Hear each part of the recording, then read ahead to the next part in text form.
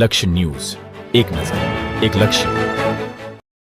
સંતરામપુરમાં state monitoring cell દ્વારા સંત ભૂમેશ્વર મંદિર પાસેથી રોડ પર વિદેશી દારૂથી ભરેલી ઇનોવા કાર પકડી ₹12.62 લાખથી વધુનો મુદ્દામાલ કબજે કર્યો.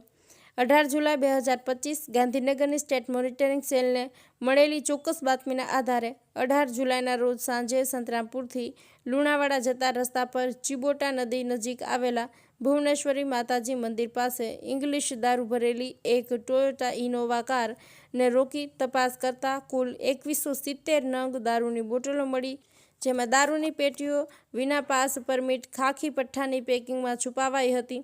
ઝડપાયેલ મુદ્દામાલની વિગત જોઈએ તો વિદેશી દારૂ બિયર સહિત ₹4,51,238, Toyota Innova car 8 lakh, mobile phone 2 નંગ 10,000, કુલ કિંમત 12,62,586. કાર ચલાવતો મહેબૂબ મિયા મુખ્તારસિંહ અંસારીને સ્થળ પરથી ઝડપી લેવામાં આવ્યો હતો. આરોપીની પૂછપરછ દરમિયાન ખુલ્યું કે તેઓ દારૂ રાજસ્થાનના ફળવા ગામથી લાવતા હતા અને અગાઉ પણ આ રીતે દારૂની હેરાફેરી કરી ચૂક્યા છે.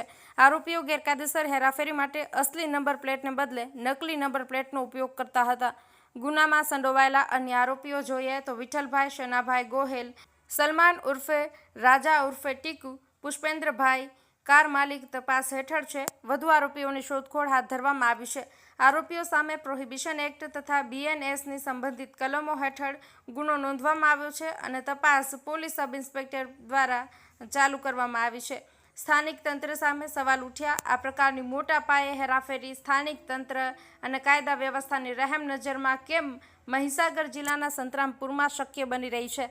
સંતરામપુર તાલુકામાં દારૂ, જુગાર અને નશીલા પદાર્થોના ધંધાઓએ ફરી માથું ઊંચક્યું હોય તેવી સ્થિતિ ઊભી થઈ છે. ત્યારે સંતરામપુર પોલીસ પ્રત્યે અનેક સવાલો લોકપંથકમાં ચર્ચાનો વિષય બન્યા પામ્યો છે.